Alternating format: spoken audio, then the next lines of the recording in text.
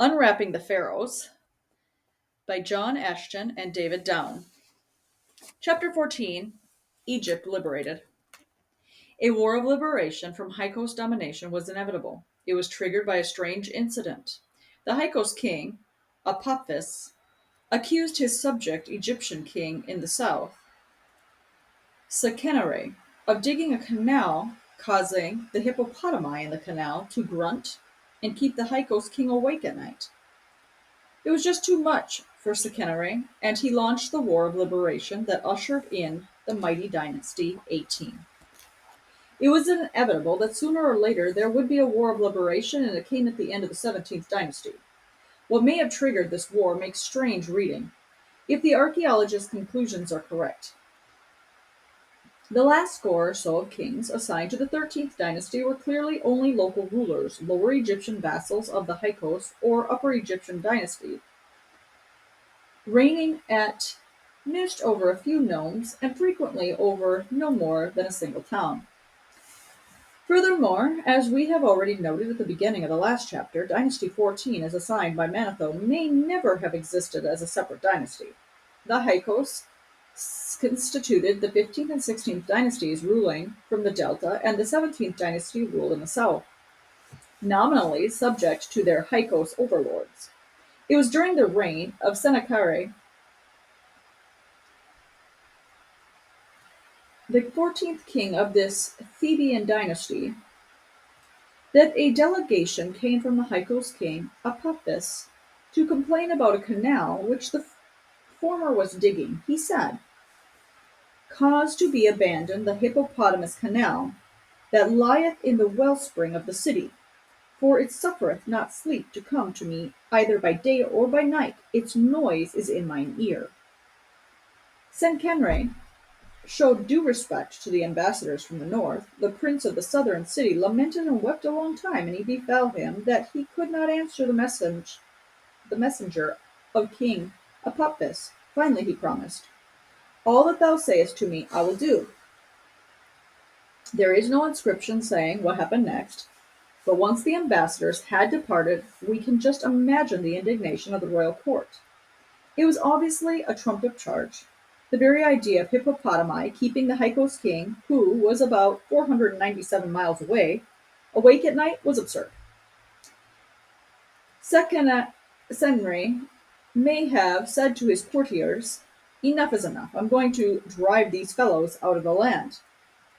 Nor is there any record of Seqenenre waging a war against the Hyksos, but his mummy is in the Cairo Museum, and there are 2 savage gashes in his forehead, obviously inflicted by a battle axe.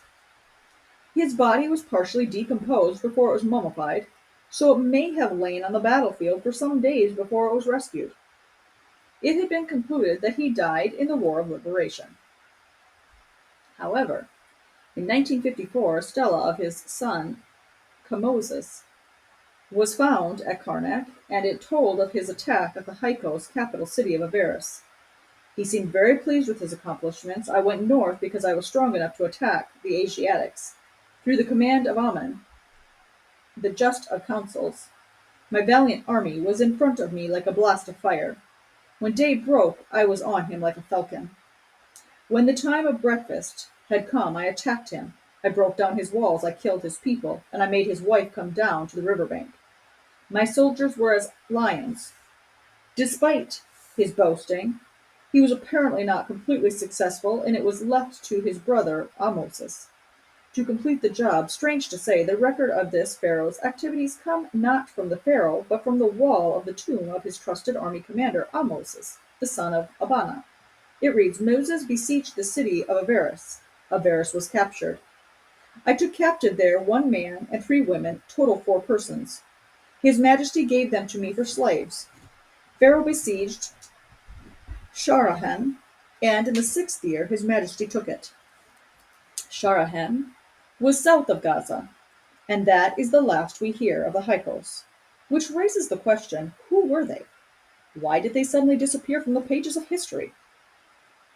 Velenkovsky and Courville both come up with the same answer. They were the Amalekites who attacked the Israelites after they left Egypt. For this cowardly act on a defenseless people, a curse was pronounced upon them. And then the Lord said to Moses, "Write this for a memorial in the book and recount it in the hearing of Joshua, that I will utterly blot out from the remembrance of the Amalekite from under heaven." Exodus 17:14.